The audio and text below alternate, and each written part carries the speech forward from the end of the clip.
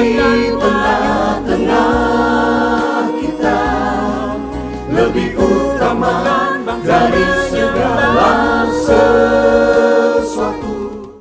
Jangan menunda untuk taat. Sesuai dengan janji yang telah kuikat dengan kamu pada waktu kamu keluar dari Mesir, dan Rohku tetap tinggal di tengah-tengahmu. Janganlah takut. Hagai 2 ayat 6. Sahabat Iktus yang dikasihi Tuhan, Tuhan mengingatkan umatnya akan perjanjiannya, sebagaimana terdapat di dalam Yehezkiel 40-44. Tuhan menginginkan agar umatnya membangun kembali bait-Nya sebagai tempat beribadah kepada Tuhan, dan di sanalah Tuhan telah menyediakan segala berkat kepada umat-Nya. Perjanjian antara Tuhan dan manusia dibangun di atas dasar perintah dan janji. Ketika umat Tuhan taat pada perintah-Nya, maka janji Tuhan adalah menyediakan berkat bagi umat-Nya. Karena itu, janganlah menunda untuk menaati perintah-Nya. 2 tahun setelah pulang dari Babilonia, orang Yahudi sudah meletakkan fondasi bait Allah. Tetapi kemudian muncul musuh-musuh yang menghambat pembangunan bait suci. Bandingkan Esra 4-5. Sehingga pembangunan bait suci terhenti. Bahkan setelah lewat 14 tahun, mereka membiarkan bait suci begitu saja. Umat yang seharusnya memperhatikan perintah Tuhan untuk membangun bait Allah, malah fokus mengerjakan hal lain dan mengabaikan perintah Tuhan itu. 1. Umat Tuhan menunda untuk menaati perintah-Nya. Umat Tuhan menunda untuk taat pada perintah-Nya membangun bait suci, malahan sibuk dengan urusannya sendiri. Mereka berkata, belum waktunya, sebagai sikap mengundur-undur waktu. Bahkan umat Tuhan hanya fokus pada rumahnya sendiri untuk memapaninya dengan baik. Pasal 1 ayat 3 dan 9. Ada pula yang berpikir, sanggupkah membangun bait suci yang megah seperti pada masa Salomo? Tuhan tidak menghendaki umatnya menunda perintah Tuhan dan pekerjaannya. Itulah sebabnya, sebagaimana terdapat di dalam perjanjiannya, umat Tuhan tidak berada di bawah berkat Allah. Perhatikan pasal 1 ayat 6, 9, 10 dan 11 tentang keadaan yang tidak menjadi maksimal, jenuh dan terasa lelah, keadaan sia-sia, bahkan berkat yang telah di depan mata tidak didapat, dan penderitaan dan kegagalan senantiasa dialami umat Tuhan yang tidak taat perintah-Nya. 2. Tuhan menginginkan umat-Nya untuk segera menaati perintah-Nya. Pasal 2 ayat 4, Tuhan mengajak umat untuk kembali fokus utama, yaitu Tuhan dan pekerjaannya.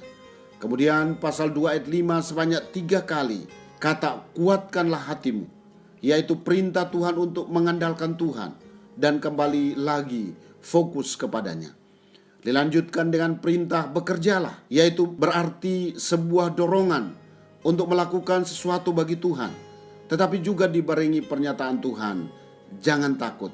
Pasal 2 ayat 6. Dalam pasal 2 ayat 13-15, Tuhan menginginkan umat-Nya mengerjakan apa yang diperintahkannya dengan menjaga kekudusan hidup, sehingga apa yang dikerjakannya menyenangkan hati Tuhan. Selain itu, mengungkapkan janji penyertaan yang diteguhkan melalui pernyataan, dan Rohku tetap tinggal di tengah-tengahmu. Pasal 2 ayat 5 dan 6. Ini adalah kekayaan utama umat Tuhan, yakni kehadiran Tuhan semesta alam dalam hidup manusia. Di samping dari segala berkat yang telah disediakannya sebagai Tuhan yang empunya perak dan emas. Bandingkan pasal 2 ayat 7-10. 3. Umat Tuhan kembali menaati perintah-Nya. Ketika Tuhan menyampaikan kembali tentang perjanjiannya kepada umat, mereka memperhatikan dengan sepenuh hati. Pasal 1 ayat 12 menyampaikan bahwa semua pemimpin rohani dan umat mendengarkan suara Tuhan dan melakukan sesuai dengan apa yang diperintahkan Tuhan dengan takut akan Tuhan. Ini menunjukkan ketaatan yang mutlak pada perintah Tuhan tanpa kompromi dengan dosa. Hal mula-mula yang Tuhan kerjakan dalam kehidupan umat-Nya yang taat adalah Tuhan menggerakkan semangat para pemimpin rohani, bahkan seluruh umat Tuhan. Semangat dapat berarti rasa antusias untuk datang pada Tuhan dan fokus pada pekerjaannya. Semangat lahir dari sebuah keyakinan akan penyertaan Tuhan yang tidak pernah berkesudahan. berkat yang tidak terhitung nilainya dikirimkan oleh Tuhan untuk kecukupan atas pekerjaan pembangunan bait suci. Sahabat Iktus, Tuhan menginginkan kita untuk fokus kepadanya dan apa yang ada di hatinya. Jika kita telah bergeser dengan mengikuti keinginan hati kita sendiri atau hanya memenuhi hasrat menyenangkan diri kita sendiri, maka kita akan kehilangan berkat Allah dalam hidup kita. Secara terus-menerus, Tuhan mengingatkan kita agar segera menaati perintah-Nya, semata-mata karena Ia mengasihi kita dan ingin agar kita hidup dalam berkat-Nya. Bagian apa yang dapat saya lakukan dalam pekerjaannya? Seringkali saya mengundur-undur waktu untuk melakukan sesuatu bagi Tuhan. Bekerjalah, artinya saya harus berbuat sesuatu untuk menaati perintah Tuhan, baik secara fisik maupun secara rohani. Mengambil bagian dalam pekerjaannya dengan semangat yang berkobar dan komitmen untuk tidak kompromi dengan dosa. Maka Tuhan akan melimpahkan berkat-Nya bagi saya dan kecukupan dalam pekerjaannya. Sahabat Iktus yang dikasihi Tuhan, dalam hal apa saya masih menunda untuk menaati perintah-Nya? Perintah apa yang Tuhan ingatkan untuk segera saya taati? Apa yang saya harus lakukan sebagai tindakan ketaatan saya kepadanya? Tuhan Yesus, saya bersyukur untuk kesempatan yang Engkau berikan untuk menaati perintah-Mu. Saya percaya bahwa di dalam ketaatan ada janji-Mu, yaitu berkat dan penyertaan.